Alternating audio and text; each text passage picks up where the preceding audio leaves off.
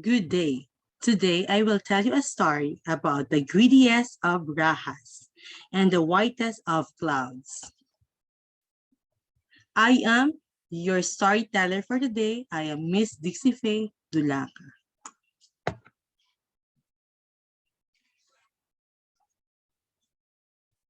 Once there was a very greedy raja.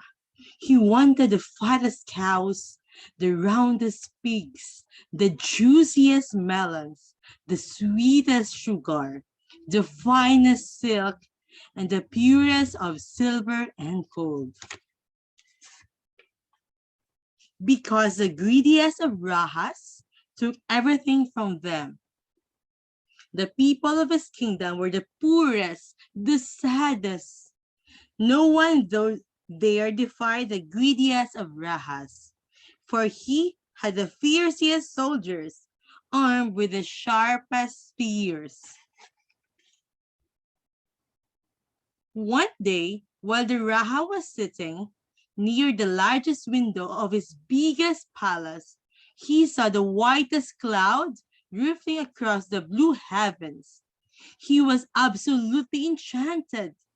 It was whiter than the purest Carabao milk.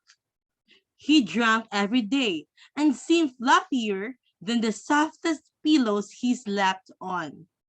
Guards, he bellowed. Call in the wise men.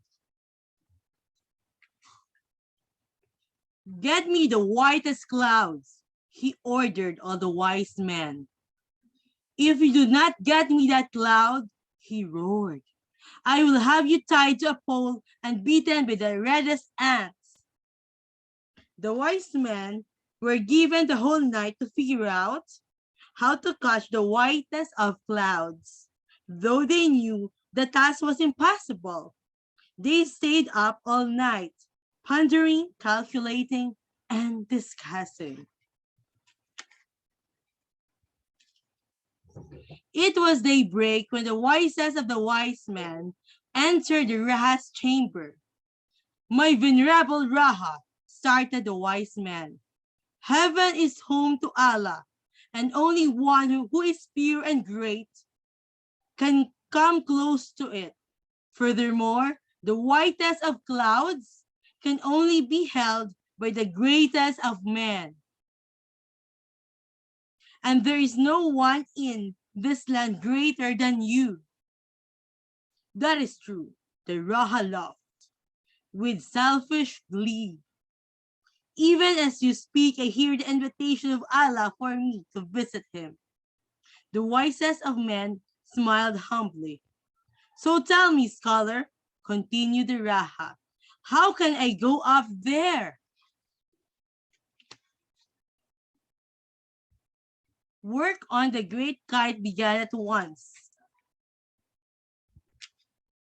The wisest of the wise men replied, we propose that the largest of kites be constructed, so that you may ride on it on your way toward the heavens. There you will fasten the cloud to your kite with a rope. After you have secured the cloud and your person, there you will fasten the cloud to your kite with a rope. After you have secured the cloud and your person, we will pull you down. Well done, the Raha exclaimed. Bring me the most skilled of carpenters. Work on the great kite began at once. It was to be as grand as the greediest Raha, adorned with the finest of emeralds and rubies. The finest bamboo was gathered for the kite, and the softest velvet was used for the Raha seat. A rope as long as 1,000 of coconut trees was attached to the kite. Everyone was impressed with the magnificent kite, except the greediest of Rahas. The kite should be 3 times as large, complained the Rahas. The jewels should be 4 times as shiny and 10 times as many. The chair should have more cushions, and the tail should be woven with golden threads that glitter at night. The rajah's wishes were carried out, and grandest of kites was brought by 50 men to the palace's largest courtyard.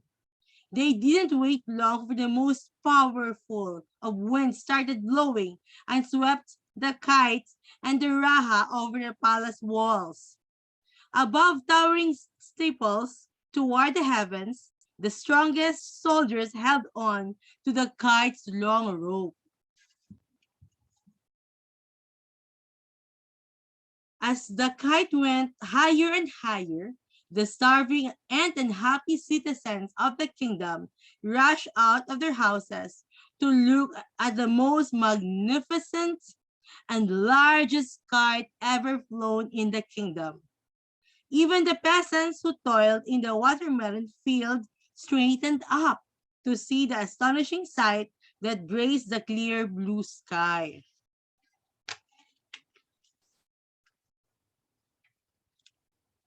The Raha was ecstatic, as the whitest of clouds was almost within reach. Suddenly, the kite stopped rising, for it became too heavy with all the jewels. The Raha turned red with rage.